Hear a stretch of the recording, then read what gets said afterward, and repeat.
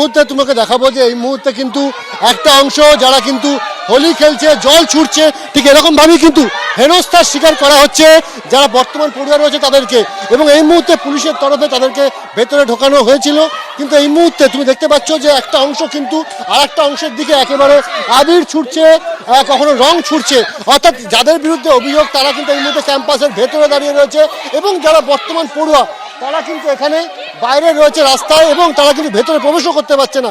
এবং এমত অবস্থায় পুলিশের তরফ থেকে একবার বর্তমান পড়ুয়াদেরকে ভেতরে ঢোকানো হয়, এবং তারপর কিন্তু তারা ভেতরে ঢুকতে পারেনি। এবং এরকমভাবেই কিন্তু একটা অচলাবস্থা চলছে এই মুহূর্তে। একেবারে সরাসরি দেখতে পাচ্ছ যে যোগেশচন্দ্র চৌধুরী ল কলেজে যেটা অভিযোগ, আজকে যখন গভর্নর বডির বৈঠক ছিল, সেই আমরা কথা বলবার চেষ্টা করবো যে কি তোমাদের মূল অভিযোগটা কি, তোমাদের মূল অভিযোগটা কি? মূল অভিযোগ প্রেমিসেস হোলি খেলার এখানে আমাদের কোর্টে যাবার আছে। এখন হাইকোর্টে জয়মাল্য বাগচির ফেয়ারওয়েলে আমরা কোর্টে এই পড়ে যাব। আমরা দেখতে পাচ্ছি যে এখানে কিন্তু পুলিশের মহিলা পুলিশ কর্মীরা ঢুকেছেন, তারা কিন্তু বোঝানোর চেষ্টা করছেন অপর পক্ষকে যাতে এইরকমভাবে উচ্ছৃঙ্খল বা বিশৃঙ্খলা না তৈরি করা হয়। এবং এই মুহূর্তে কিন্তু আমরা দেখতে পাচ্ছি মহিলা পুলিশ কর্মীরা তারা কিন্তু এসছেন, এবং এই মুহূর্তে দুপক্ষকে দূরে সরিয়ে নিয়ে যাওয়া হচ্ছে। প্রথম কথা জানিয়ে রাখি যে আজকে কিন্তু মালা রায়, যিনি কিনা গভর্নিং বডির প্রেসিডেন্ট, তিনি কিন্তু এসছিলেন বৈঠক করতে, এবং সেই সময় তৃণমূল ছাত্র পরিষদের একাংশ তারা কিন্তু তার গাড়ি ঘিরে ধরে বিক্ষোভ দেখানো শুরু করেন। তাদের বক্তব্য ছিল যে মালা রায়কে কিন্তু মালা রায়ের উপস্থিতিতে বহিরাগত প্রবেশ হয়েছে কলেজ ক্যাম্পাসে, স্বাভাবিকভাবে সেই বহিরাগতকে বের করে দিতে হবে। যদিও মালা রায় তিনি জানিয়েছেন যে কে বহিরাগত আর কে ছাত্র তার পক্ষে বোঝা সম্ভব নয়, সেটা প্রশাসন দেখবে, বিশ্ববিদ্যালয় কলেজ কর্তৃপক্ষ দেখবে।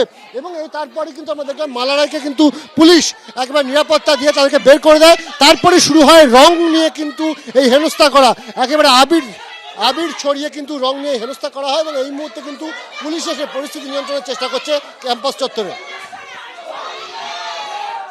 শুনুন, আমি তো বহিরাগত কে কলেজের ভেতর পড়াশোনা করে তা তো দুটো জানি না আমি, তো সেটা প্রশাসন দেখবেন আর প্রিন্সিপালরা আছেন, প্রিন্সিপালরা দেখবেন। সুতরাং দুটো কলেজ চলছে, ডে আর মর্নিং। আমার মনে হয় ব্যাপারটা নিজেদের মধ্যে মিটে যাবে। আমরা ভেতরে কোনো সমস্যা নেই, জিবি মিটিং নিয়ে কোনো সমস্যা হয়নি, ওখানে পিসফুলি মিটিং হয়েছে।